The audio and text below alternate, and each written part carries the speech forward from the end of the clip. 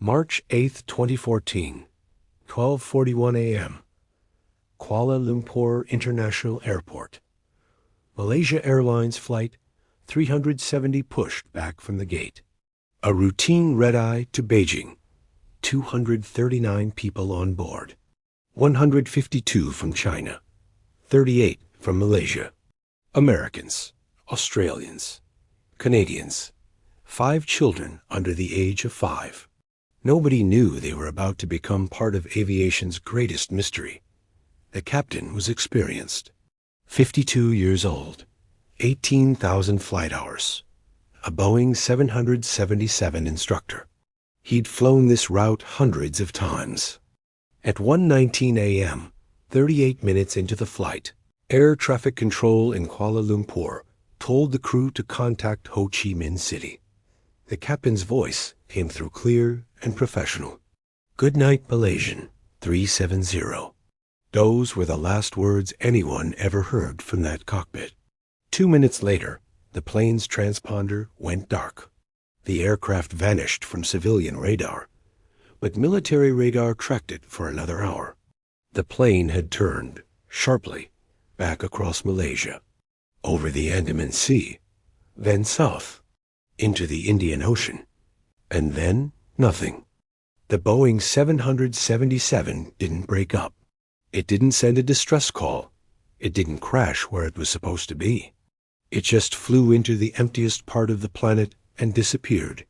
But here's what keeps investigators awake at night. Somewhere in that ocean, 4 miles down, in crushing darkness, lie 2 orange boxes, the cockpit voice recorder and the flight data recorder. The black boxes, they're not actually black. They're bright international orange, wrapped in titanium and stainless steel, built to survive anything. 20,000 feet of water pressure, fires at 1100 degrees Celsius, impacts of 3,400 times the force of gravity. A cockpit voice recorder captured the last 2 hours of that flight. Every word spoken in the cockpit, every radio transmission, every alarm, every breath, every sound. If the pilots were calm or panicking, if they fought for control, if someone else entered the cockpit, if there was an explosion, a fire, depressurization, anything.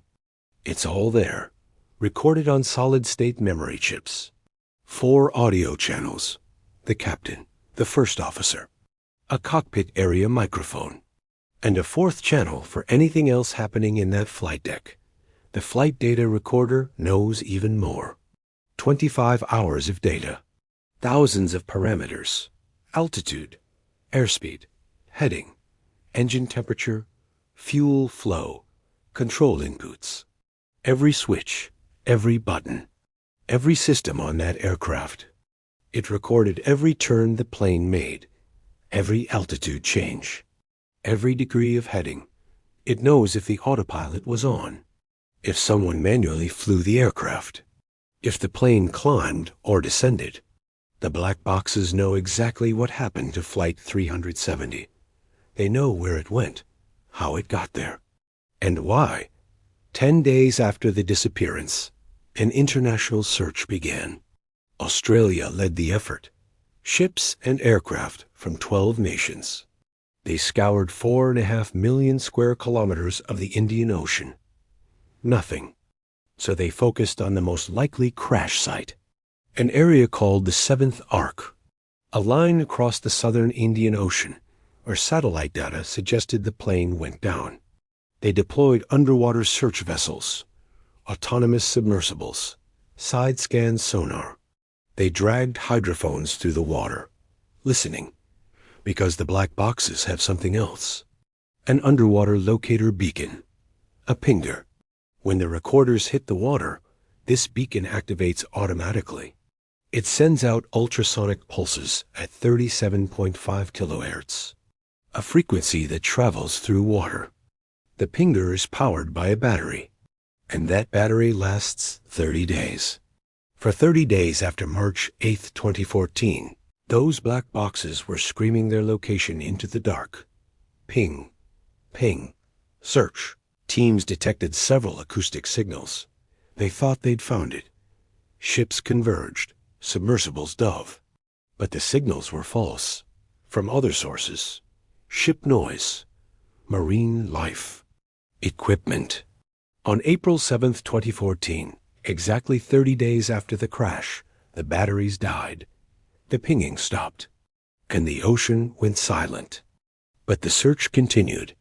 Australia, Malaysia, and China spent $155 million. They searched 120,000 square kilometers of seafloor. The search took 1,046 days. They found nothing. In 2015, debris started washing up. A flaperon on Reunion Island, a piece of wing, and more pieces. Madagascar, Mozambique, South Africa, Tanzania, Mauritius. Ocean drift models confirmed it. The plane went down somewhere along the seventh arc. But the main wreckage? The fuselage?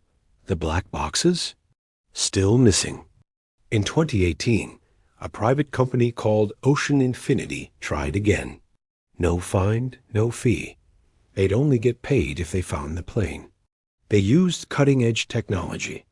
8 autonomous underwater vehicles. They scoured another 112,000 square kilometers. 3 months of searching. Nothing. Now here's what's important to understand. The data on those black boxes doesn't degrade. The cockpit voice recorder uses solid-state memory. Flash storage, like the drives in your phone or computer. No moving parts. No magnetic tape that can corrode. The information is stored as electrical charges in silicon chips. Those chips are sealed inside the titanium casing, protected from salt water, from pressure, from everything. If you found those recorders today, 11 years later, and brought them to the surface, engineers could dry them in a vacuum chamber, open the casing, extract the memory chips, and read every single bit of data. Every word from the cockpit, every flight parameter, all of it intact. The black boxes are down there right now, 4 miles deep. In water, that's 1 to 2 degrees Celsius. At that depth, there are no currents, no light. The wreckage would be sitting exactly where it landed, covered in sediment, surrounded by absolute darkness, but intact. The recorders are waiting. They've been waiting for 11 years, holding secrets that could answer every question about what happened that night. Did the pilots deliberately divert the plane? Was there a fire? A hijacking? A mechanical failure? Did someone in the cockpit turn off the transponder and fly for 7 hours into oblivion? The answers exist. They're recorded, preserved, sitting in 2 orange boxes on the ocean floor. A 2018 investigation concluded that someone deliberately manipulated the flight controls, but they couldn't determine who or why. Was it the captain? The first officer? Someone else? The cockpit voice recorder would tell us. You'd hear their voices, their breathing, any struggle, any conversation. The flight data recorder would show us the control inputs, who was flying, how the plane was being handled. But we can't reach them. The Indian Ocean averages about 4,000 meters deep in the search area. That's 2.5 miles. Finding a couple of small boxes in an area that vast is like finding a specific grain of sand on a beach, except this beach is pitch black, under crushing pressure, and bigger than Pennsylvania. If you enjoyed this video, make sure to smash that like button and subscribe for more dark mysteries that'll haunt you. And if you're into dark fiction, click the link in the description to check out my books. Twisted stories, psychological horror, the kind of stuff that keeps you up at night. You'll find them all at the link below. In December 2024, Malaysia's government agreed to try again. Ocean Infinity is back. New technology. New autonomous underwater vehicles. Ships that can dive nearly 20,000 feet. Advanced sonar. Magnetometers that can detect metal through sediment. They're searching a 15,000 square kilometer area, the highest probability zone. latitude 33 to 36 degrees south. They started on December 30th, 2025. Right now, as you watch this, they're out there. No fine, no fee. $70 million if they succeed. Because at this point, it's not just about the mystery. It's about the families. 239 families who've waited 11 years for answers. Who buried empty caskets or held memorials with no bodies. Who've lived with not knowing. Who've endured conspiracy theories and speculation and false hope. In 2018, the Australian Transport Safety Bureau released their final report. They said something that still echoes. We share your deep and long-lasting grief and deeply regret that we were unable to locate the aircraft, as well as the 239 souls on board who remain missing. The plane is down there. The black boxes are down there. The cockpit voice recorder with its 4 channels of audio. The captain's last words. The first officer's responses. The cockpit area microphone that captured every sound. The flight data recorder with its 25 hours of parameters. Every altitude, every heading, every system status, every control input. They know what happened during those 7.5 hours after the transponder went dark. They know if the pilots were conscious, if the cabin depressurized, if there was a fire, if someone fought for control.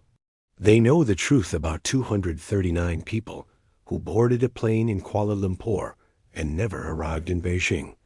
The information exists. It's preserved. It's waiting. 4 miles down in the southern Indian Ocean. In the crushing pressure. In the absolute darkness. In the cold. In the silence. 2 orange boxes. Titanium casings. Solid-state memory. All the answers. We just can't reach them. And every day that passes, the ocean claims a little more of the wreckage. Sediment builds up. Marine organisms attach. Aluminum corrodes. But the black boxes? They're designed to last. The memory chips inside don't need power. They don't degrade. They just sit there, recording nothing now, just waiting in the dark, holding the final 2 hours of Flight 370. The last words, the last data, the last moments of 239 people who vanished into the night.